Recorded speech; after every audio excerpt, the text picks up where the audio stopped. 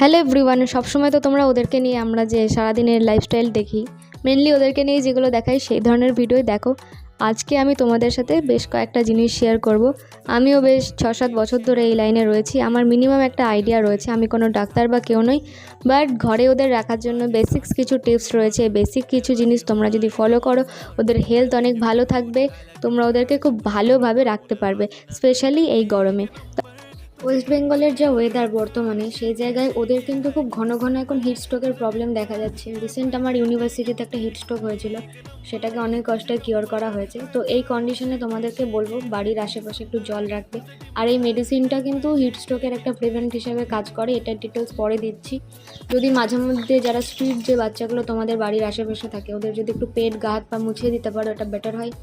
আমাদের এই ঘরে আজকে ওদের জন্য ফ্যান ইনস্টল করা হলো, এটা তো সবাই করতে পারে না। সেক্ষেত্রে আমি বলবো তোমাদের বাড়ির যদি কোনো উঠোন বা বাইরে যেখানে শেড ছাওয়া জায়গায় ওরা এসে শুতে চায়, তো প্লিজ কেউ তাড়াবে না। মোটামুটি এই গরমে তোমরা এই ডায়েটগুলো ওদের জন্য ফলো করতে পারো। এবার আসছি সেই ওষুধটা সম্পর্কে, যেটা হিট এইড। এটা আমাদের ডক্টরই সাজেস্ট করেছিলেন। তো অ্যাডভান্স হিসেবে আমরা মাঝে মধ্যে টিটো জো বাড়ির সবাইকেই দিয়ে থাকি, তোমরাও চাইলে ইউজ করতে পারো, ভীষণ ভালো। এবং হিট স্ট্রোক যে বাচ্চাটির হয়েছিল সেও এখন সুস্থ। এবং তোমরা ঘরোয়া ওআরএস একটু মাঝে মধ্যে নিজেরাই দিতে পারো ওদেরকে। তাছাড়া গাট্টি পেটটা ইউজ করতে পারো, স্পেশালি ডগ ওআরএস। এরপর আসি স্নানের প্রসঙ্গে। সপ্তাহে একদিন তো শ্যাম্পু দিয়ে মাস্ট। তাছাড়া দুদিন পর পর যদি ওদেরকে জল দিয়ে একটু স্নান করিয়ে দেওয়া যায়, সেটা বেটার। আমরা কিন্তু আজ 5-6 বছর ধরে ওদেরকে এইভাবেই কন্ট্রোল করি। কিন্তু আমি বলবো যদি এমার্জেন্সি বা বাড়াবাড়ি বা কখনো কিছু মনে হয়, এই গরমে ওদের হেলথ ইস্যু প্রায় দেখা দেয়, তো সেক্ষেত্রে অবশ্যই ভেটের সাথে কনসাল্ট করবে।